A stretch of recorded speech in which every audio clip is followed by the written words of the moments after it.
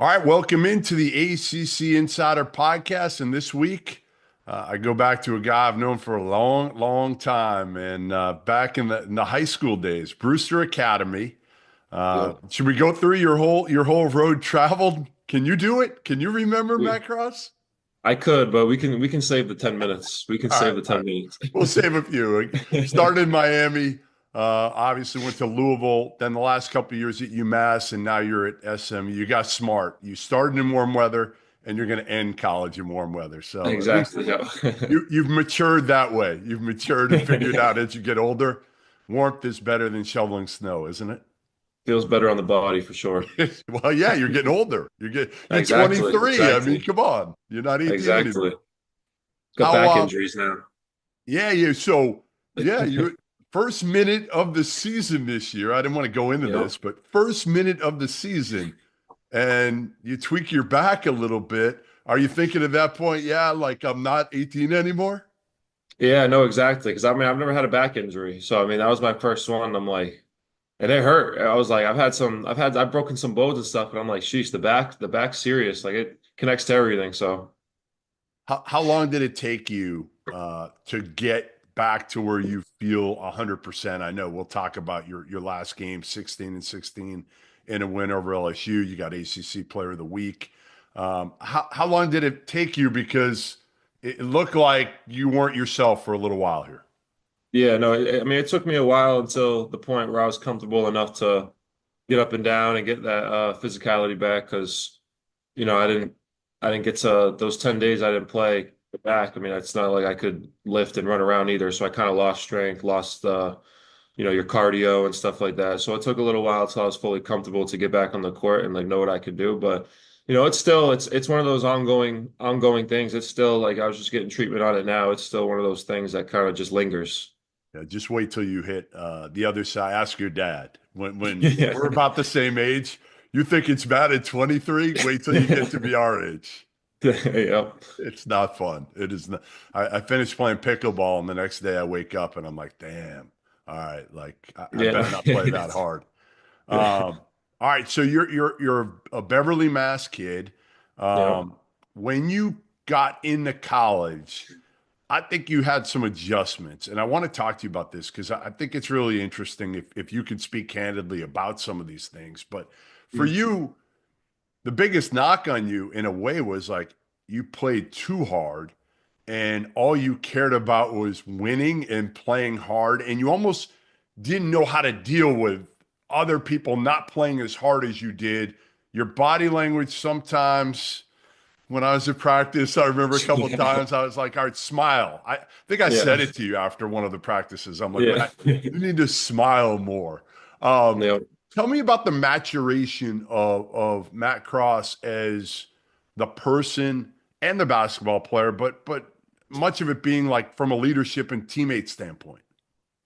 Yeah, no, for me, I always make jokes because people that only know me in the basketball world see me as kind of like what you said, this serious 100 million miles an hour guy. Like, but I couldn't be more opposite off the court. Like, all I do is joke around and with my teammates, even the coaches, and couldn't be more different. But I kind of just had to, like you said, I had to mature in the way of learning how to, coaches always be like, have fun. Like you got like learn to have fun with it, have fun with it. And like that was me having fun with it. Like to me, having fun meant winning.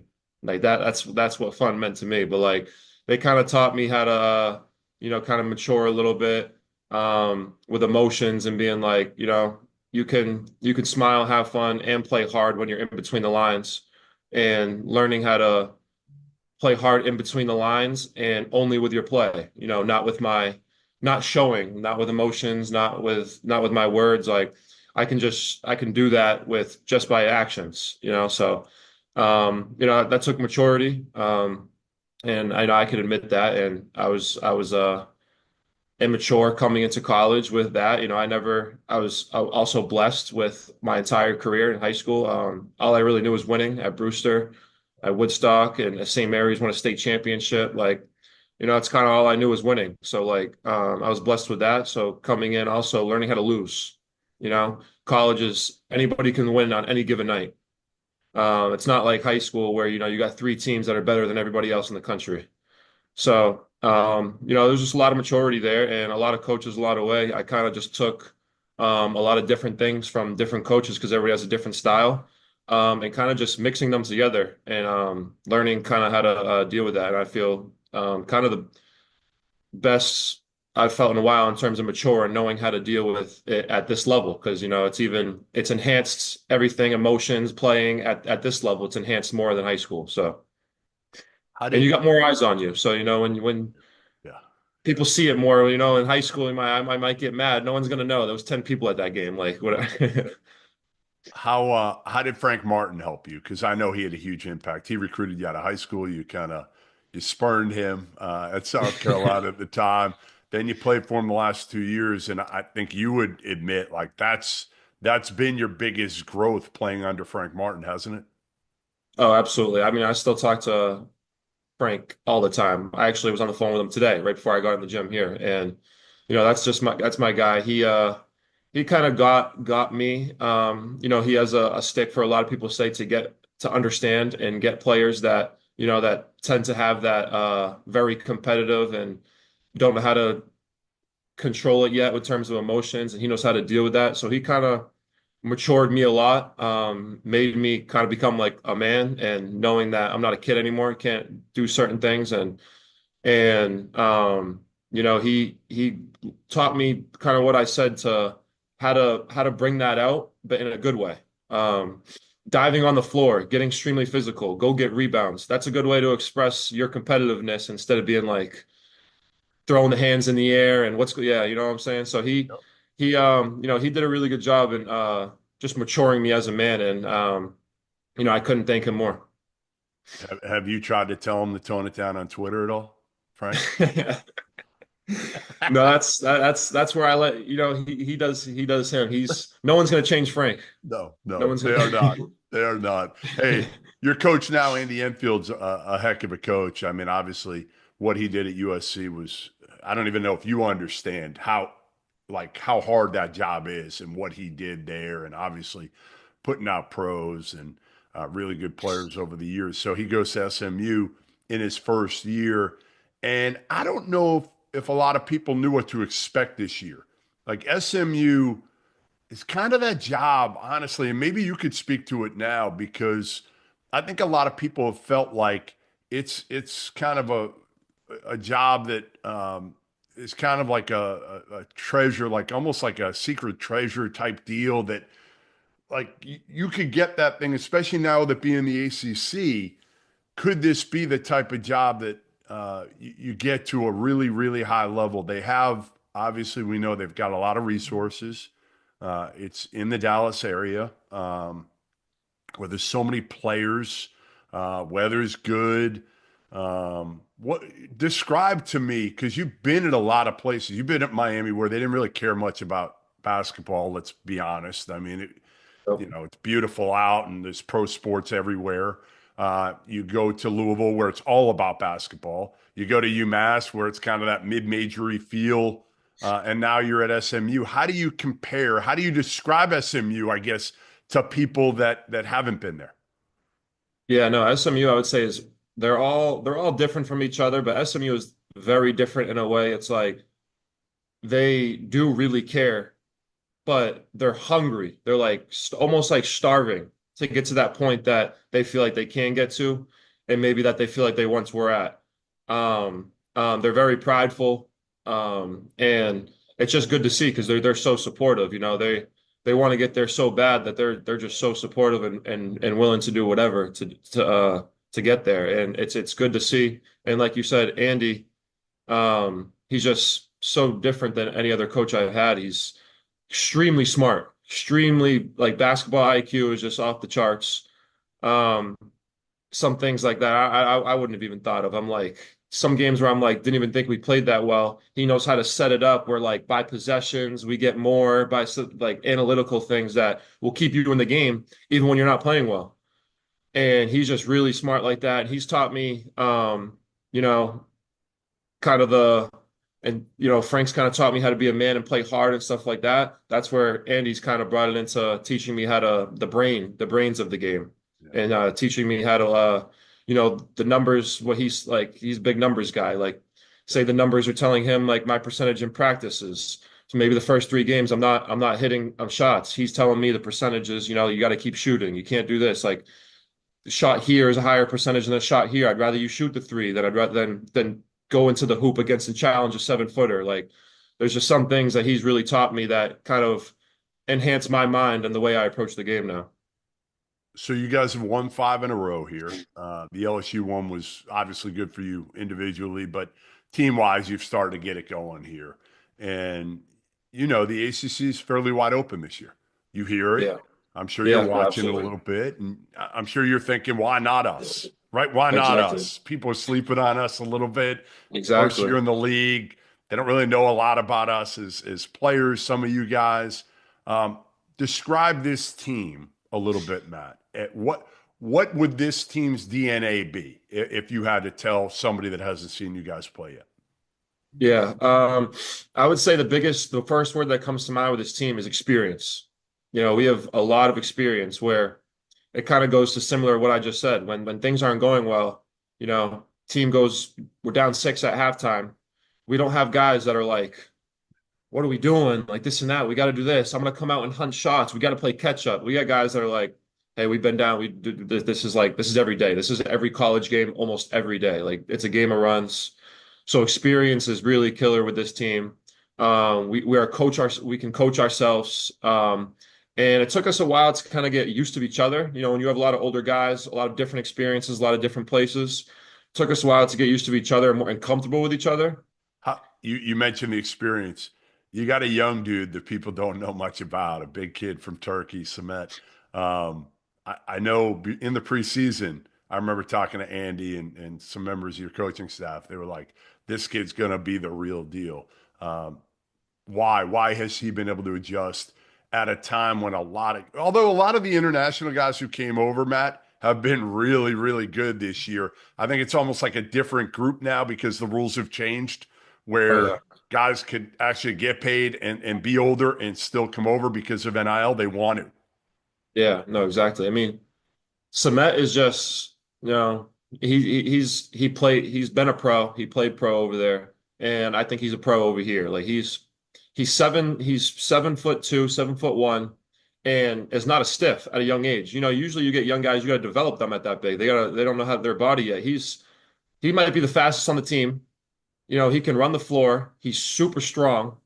Weighs the most on the team at 7'2". He's filled out, not in the bad way. He's ripped. Like he just has the genes and he's so developed early and he's not awkward with the ball. Whole roll on the pass on the wing, make the opposite to the opposite corner pass. He's just very skilled at a young age that you don't see even people do at older age. So it's just he's the target for every team we play because they know like he's so big and dominant down there. If you don't have help, then he's just gonna go up every time. If not, he's gonna get his own rebound and put it back up. So people have to help, and it just opens everything up, makes the job easier for everybody else. Some of us are getting wide open threes.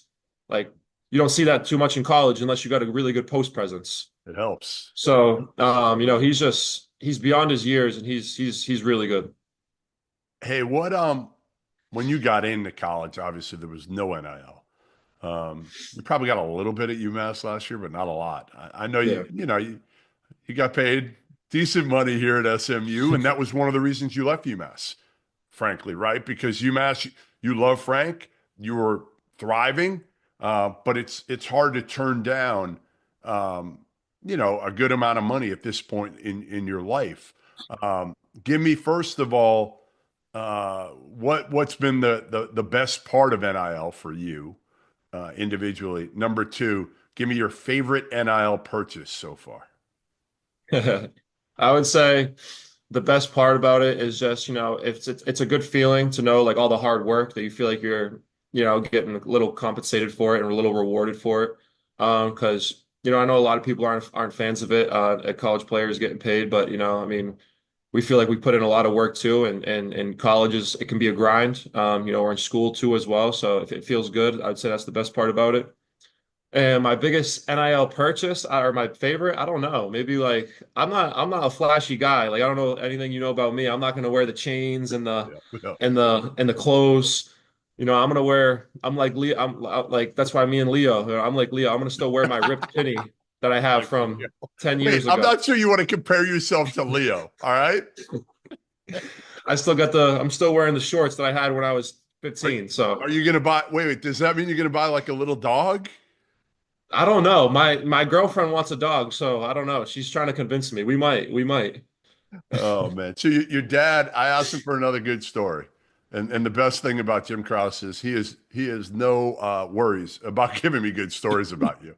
So the latest story was the time that you told him, I think you're in high school, that you were going to the beach with your buddies. And I Yep. think maybe your sister as well had signed off on this story. You dressed up like you were going to the beach.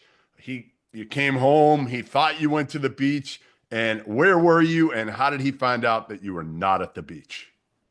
Yeah, so basically my sister hit me up the day before and was like, "Hey, like, do you want to go skydiving?" And I was like, "Yeah, absolutely." And she knew my dad and mom weren't going to be feeling that, whatever. So we were just like the next day, we were like, yeah, we're going to the beach over up in like New Hampshire or something. Like I think it was like Hampton Beach or something. We're going to Hampton Beach, like, and this and that. My best friend comes over. He comes in his bathing suit. I'm in my bathing suit. I got my towel on, this and that. And they're like, cool. So we go skydiving. And come back later that night. I didn't tell them, like, whatever, like they'll never know. It's like whatever. They don't. It doesn't matter. And Chuck Martin at the time was at South Carolina with Frank, and he was kind of the one like doing a lot of the recruiting for me.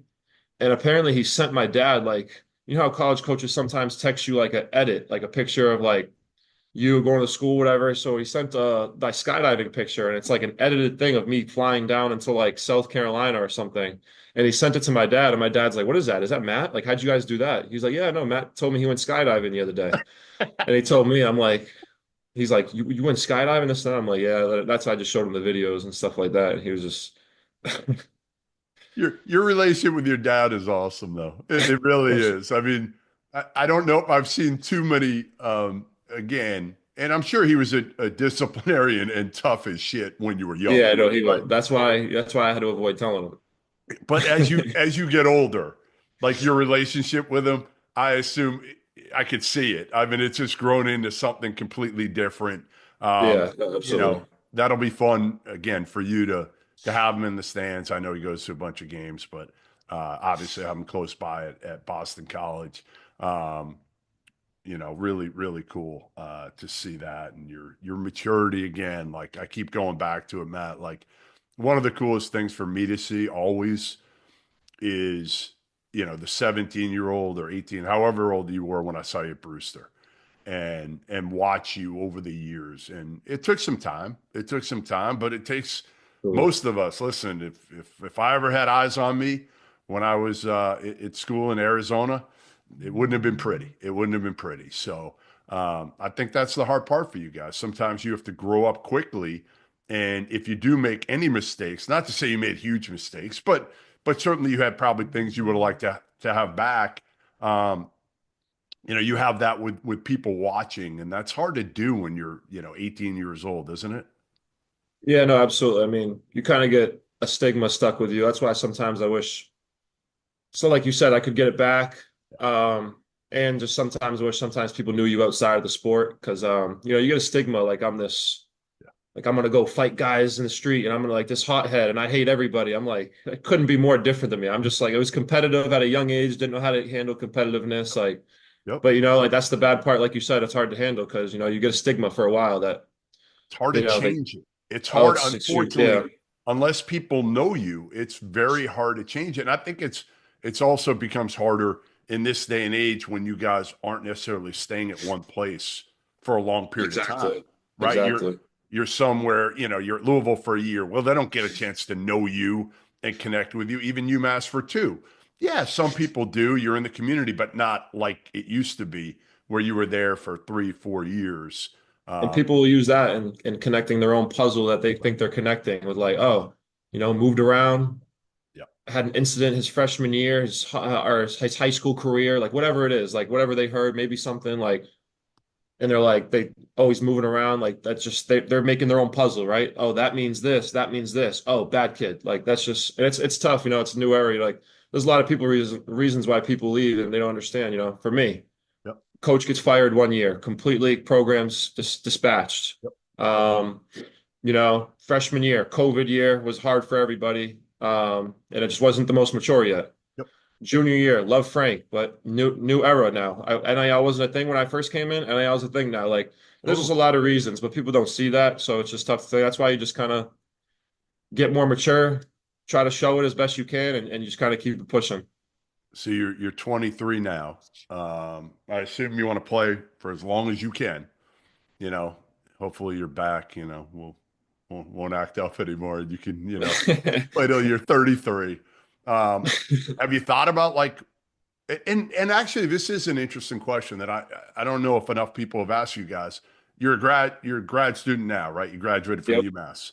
Um, because one of the only drawback, the only big, well, there's two, right? People, and Frank will say this, that you guys don't fight through things. A lot of people, right? They'll leave right away when things aren't going well. I don't know if that was you at Miami or not, but that's certainly one of those things that a lot of people talk about, and the academic component, right? Like every time you transfer, how many credits are you losing? How tough is it to transfer and graduate in 4 years? Yeah, no, it's really hard. I've had that problem many times. These credits don't count here, so you got to take more classes. But that was the good thing about UMass when I got there. There was some credits that didn't count over from Louisville and Miami and stuff when I got there, and they were really good and really helped me with just like, all right, let's instead of like, you got to do another year because you're not gonna be able to graduate on time, like worrying about let's take one winter one this year. Let's take two winter. Like it's like they were good at really helping me out and figuring that out. So, but like you said, that's a factor. You transfer and you're like just thinking about basketball, but you go to the next spot. Now you're like, oh damn, like I can't even graduate on time too. I've seen that with a lot of teammates and stuff. So it's a lot that goes into it. What do you want to be doing 10 years down the line, let's say? Career over, playing career over. Have you thought about it? I haven't really thought about it a lot, to be honest, but I would say I love sports, but I don't, maybe I will when I'm older, Yeah. but I don't know if I want to get into coaching. Yeah. I think I'm more of a hands-on guy. Like even if it's something like dumb that people are like, damn, like you don't even you've played, like you're good, you can chill. Like Yeah. I don't know, I need to keep going. I need my hands on something, like something hands-on. All right. Well, listen, I get Matt bored Cross, easily. great catching up, man. Great catching up. You know what I think of you. I'm happy as hell to have watched your road